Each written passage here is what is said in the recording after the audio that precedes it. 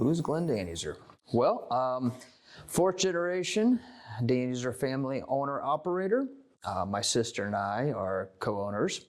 I basically graduated high school in 1990, and then I got away from Fulton and as far away from everybody as I could, went to college in North Carolina. Stayed out there, of course, followed a girl from high school out there, which kind of everybody's story. Went out there for a couple of years. It was great. I liked it, but decided to come back, moved back to Kansas City, then was finishing some more college and was engaged, and then broke that off. And then my father calls and says, "Hey, are you interested in the company?" I thought, well, yeah, I am. But, I was still in my younger 20s playing around. And so a couple months after that, I decided to come back, and I moved back to the company in 1996.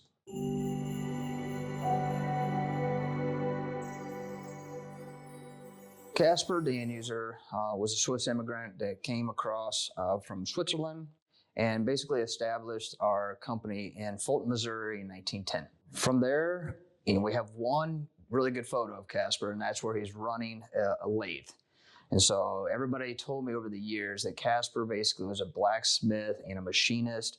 I don't know if he was educated or trained in Switzerland or if he did it here, but that's kind of how he started, and didn't cut corners, just fixed things and made sure they didn't fall apart again. From there, it transitioned over to my grandfather, Henry. Henry unfortunately passed away when I was only 4, so I did not have really an opportunity to know him very well. But as it evolved, Henry would then take Danuser into a whole new level from the typical blacksmith and machinist era. And he decided that there was a guy that approached him from Texas that had a patent on a postal digger. And he said, "I want you to produce this postal digger." So Henry was the first to mass produce an American-made postal digger in 1945. From there, making the postal digger, he realized he needed certain components like the ball joint. He needed the ability to have movement without, it couldn't be rigid, but it needed the flexibility within a certain tolerance. And so he manufactured the ball joint and the click pins for his postal digger, and then realized a lot of other companies needed these products for their pieces of equipment as well. And so then the OEM side of Danuser, original equipment manufacturer, was born, where we sell widget component pieces to other manufacturers and companies all over the world. Now, from there, Henry brought a lot of products to the market in the 50s, way before their time. I mean, we're talking 3-point blades, box blades, skyfire rakes, all the stuff now that is common. You'll see it at farm stores. Mm-hmm. But he overbuilt his, American-made, heavy-duty, and that's kind of where Danuser really resides in the industry, in the marketplace, is quality. Good enough won't do it, must be right. So what does that mean? Well, it means don't cut corners. Don't make it good enough. Make it to where it's right and it lasts forever. And that's a great mentality, and I still love that today, because certain companies don't make it right, and they don't make it to where it lasts forever, and we have basically a bunch of junk on the market anymore. Now, there's other companies that make good stuff, and that's great. But I think more companies need to focus on good quality products for longevity reasons. From there, it just kept growing and growing. So I think I probably addressed it, but if you want me to keep going, I can definitely do that.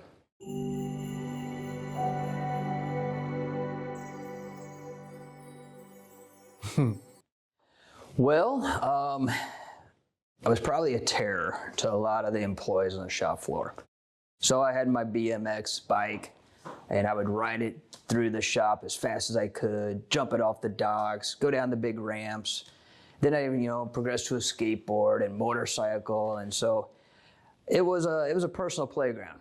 But what I really remember most is the employees. We had sons, fathers, uncles, grandfathers, all worked together, and that was kind of neat. And so everybody, as I made my rounds as a kid, I could strike up conversations with this person and their hobbies, and how's this going? I know your project of building a cabin or whatever it was. And so there's a lot of personal touches, a lot of family environment.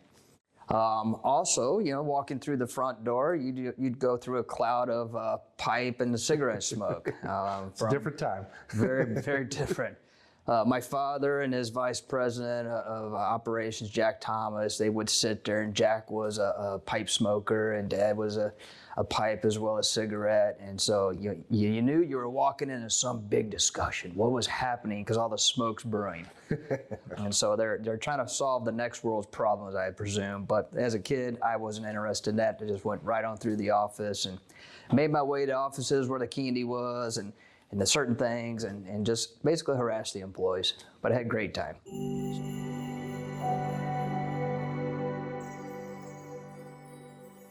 Well, it's perfect because we're on the opposite side of the building. When we built a new office complex, we did that purposely. Glenn is down this side of the building, and Janae is at this side of the building. And so it works well. All serious, it's good because we both have strengths and we both have weaknesses. And if one is struggling, we can bounce something off the other one. And if one's worked up, the other one might be able to find a different resolution. And so it does work well. We're not in the same atmosphere or same departments, which I don't think that would work well. But I like to reside over in the sales, marketing, engineering side of the company, kind of the front office as you would. I'm the face of the trade shows. I do the videos, and we keep her behind the scenes. We don't want her to run customers away.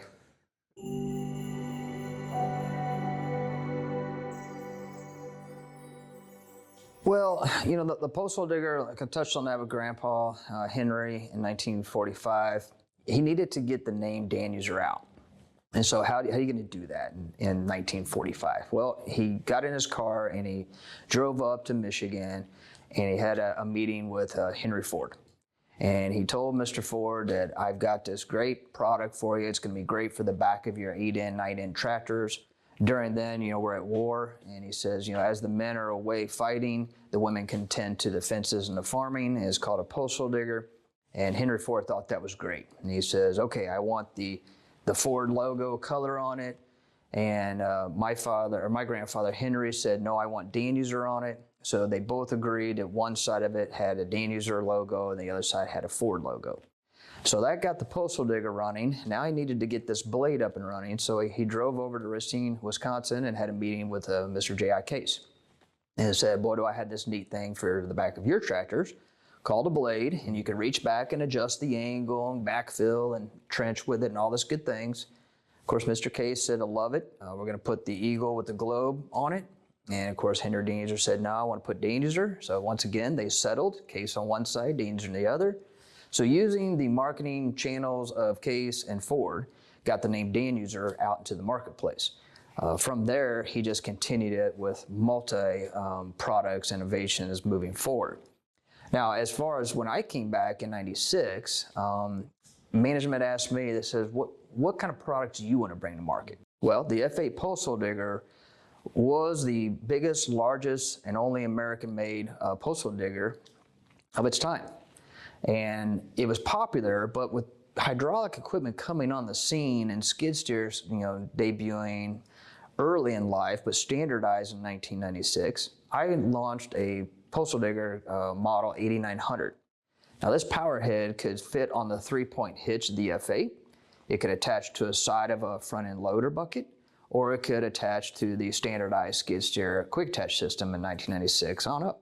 From there, it kind of got us into a new realm of hydraulic diggers where you're using more modernized vehicles to power them.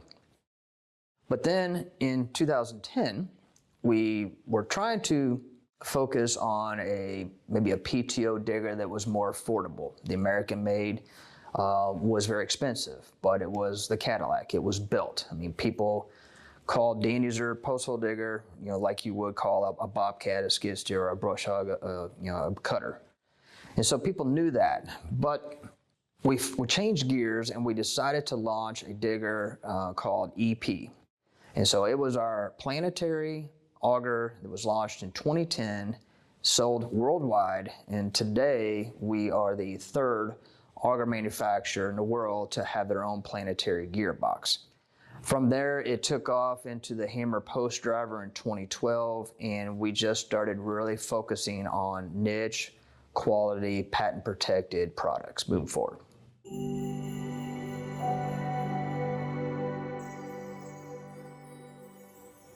Typical day. Is there such a thing? Well, no, and I think that's what makes it great, because you never know what you're getting into. I basically check all the company's email at the sales@danuser.com, so it all comes to my computer.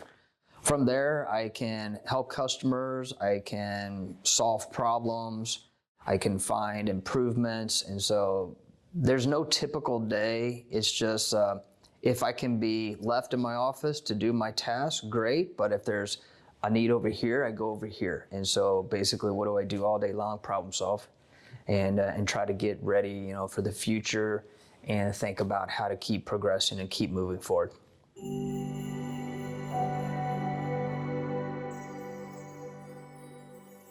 Obviously, coming from COVID, that was a sales boom that just took off. Since then, it's been a main struggle of finding good men and women that are skilled labor.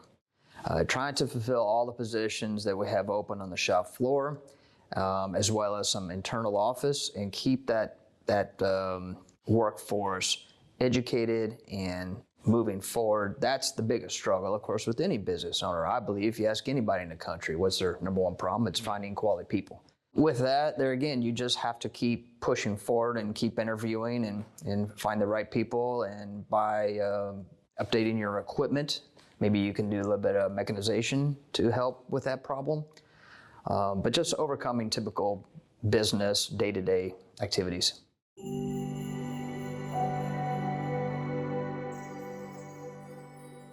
Oh, sure. Well, that's one thing. You can't teach morals or ethics to anybody. Okay, that has to be bred into you and distilled into your upbringing. But we can teach you how to weld. I mean, if you want to be a welder here at Danuser, we give you a weld test. If you're close to the past, we can put you into the Danuser Weld School that we developed a few years ago. We can teach you the Danuser way of how we want you to weld. And production welding is different than just welding on the farm. We can teach you how to assemble them. We can teach you how to weld. We can teach you how to run the machines.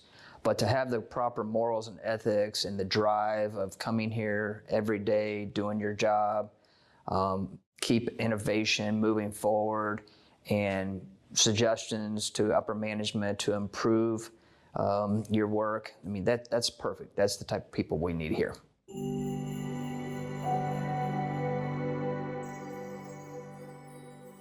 Well, I mean, to last 100 years and still be fourth, family ownership, American company, that's tough.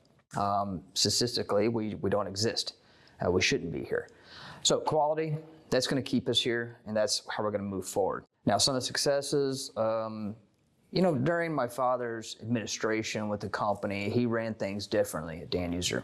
Janae and I, we formed a management team. So the first thing we did was get together. I said, Dad always said it's comfortable to be at this revenue and this many employees. Who wants to stay with this setup? Nobody raised their hand. Who wants to break the barriers down and go for the stars? We all raised our hand. During that transition administration, that scoped and changed the whole path of Danuser. Where is Danuser going to go from there? None of us knew.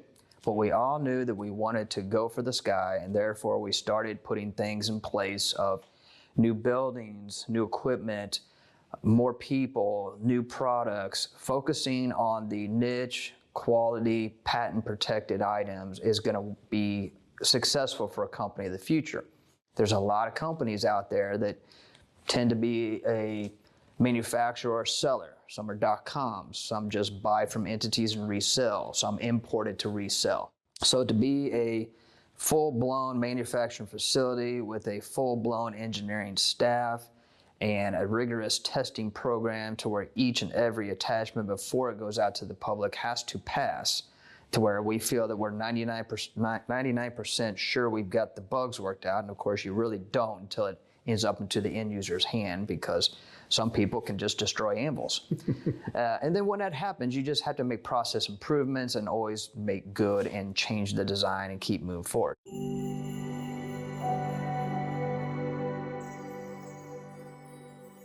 Customer satisfaction, helping people.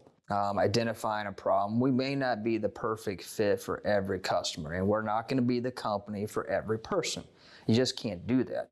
To identify a customer's needs, wants, and say, yep, we fit that, and here's the product for that, and they buy it, and then years later they come back and see it at a trade show or send you an email, so this thing is still working great. I mean, we have postal diggers, from the 40s that are still being used out there today. And I'm just not real sure anybody makes farm equipment that still runs and can be serviced that far out. And so that to me is doing what's right. As an American manufacturer, you have to build good quality products. And I don't want to cut corners, I don't want to make cheap things, and I don't want people to be frustrated and have to deal with our problems. And so that to me is the best part, is helping people and keeping things the way they should be.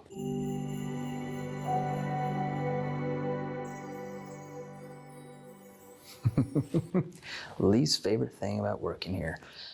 Well, I think it's the struggles of trying to get product in and out, okay, which that means finding the right suppliers.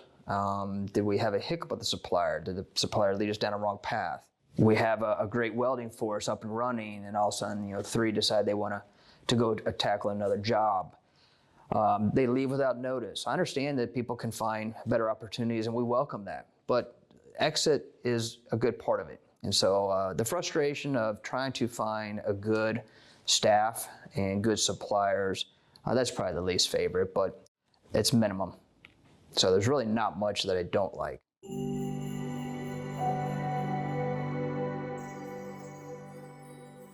Oh, it makes me feel great. I mean, because people, they know you're doing the right thing. They want to tell you you're doing the right thing, and feedback from your customer is the main thing to keep you going and keep you motivated.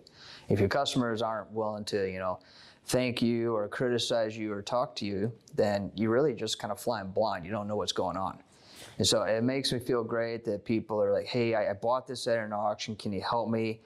And we have records. I mean, I can go back to serial number books in the 40s, and people are like, I have this serial number. Can you tell me anything about it? I said, sure. It went to this location on this date in 1952. They're like, what? And so I like that helpfulness. We give manuals out to people for free. You should always get a free manual. Why wouldn't you? You want people to use your equipment safely and maintain it correctly. And so to charge people a price for a manual just seems absurd to me. And so I love it. I want to hear more of it. And people send in photos and ask for paint and decals, and we're happy to help that, because just keep it going, because that just makes you proud that, Grandpa built that, or Dad built that, or, we built that.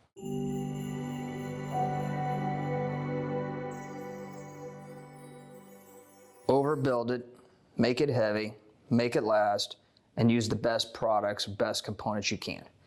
Yes, we can save pennies. We can save dollars by using a different bearing or a different seal. But that pennies or dollar might result in a premature failure or too many failures.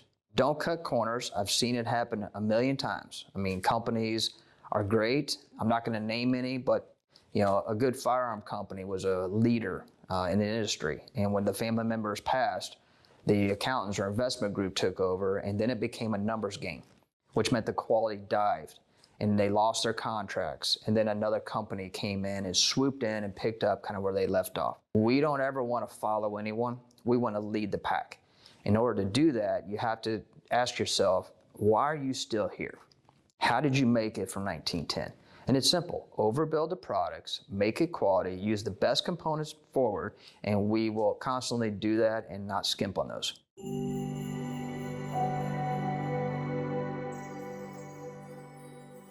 Well, I have a son that's 18 and is graduating high school next month, and he's been accepted to a local college.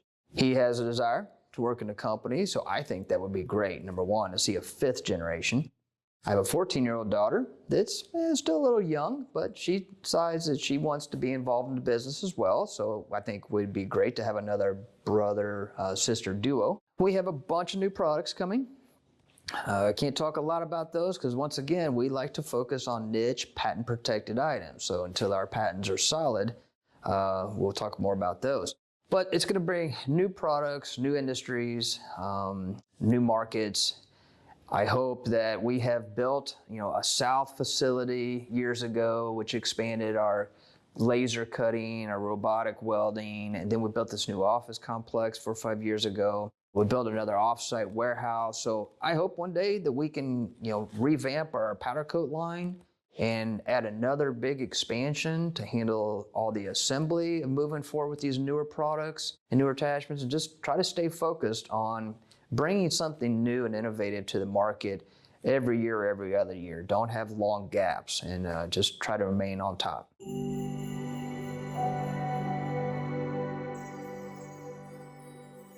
Don't be afraid to reach out to us. Call us, email us, go on our social media, post comments. Who knows Danuser better than Danuser? And you can talk to Glenn Danuser, who probably knows the most about Danuser. But we want you to feel comfortable talking to us because we do sell through distributors worldwide, and they sell through dealer networks. And if you go to a dealer, maybe that dealer is not up on all the features and benefits of Danuser equipment. That needs to be explained to you. You need to be educated on why we're different, why sometimes we're higher priced. There is a role for all Danuser equipment. Not everybody has that in budget. Not everybody needs that type of equipment. But we want you to be educated and taught the features, benefits, and if it's a good decision for you, we will help get you part numbers, help get you to a local dealer who can help finish and kick the ball through the field goal. We don't want you to feel like, well, I can't bother them, they won't sell to us. No, that's what we're here for. That's why we have a customer service team. There is a Danuser difference out there in the world, and we'll be happy to tell you why we're different and what makes us, I'm not gonna say better, but what makes us different in the marketplace.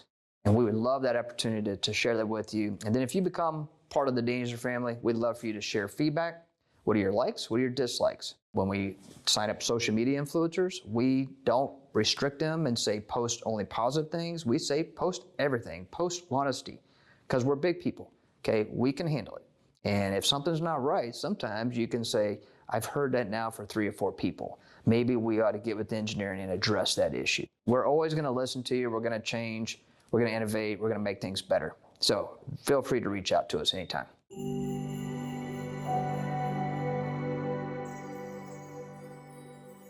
Well, Danuser.com, that has our phone number, our address, has our email, Facebook, Twitter, TikTok, Instagram, all those social media outlets. You can message us there as well. If you're at a trade show and you get my card or anybody else from sales' card, their cell phones are published on the cards. That you just really all kinds of ways to get a hold of us.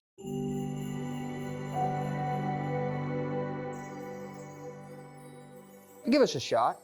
I'm not trying to sell equipment to everybody in the world. I understand that's, that might be a goal for others, but if we make something that you think you could benefit from, talk to us, ask us the questions that you want to know the answer to. If you want the honesty, we'll give it to you. And then if that's a good fit for you, great. If it's not, we understand, and we can probably give you recommendations with our years of experience of where you might want to look. We're here, have no plans on going anywhere for the next 100 years. We'll get the kids involved here, and they can take it to the next level. All right, awesome. Thank you so much for your time. Thank you.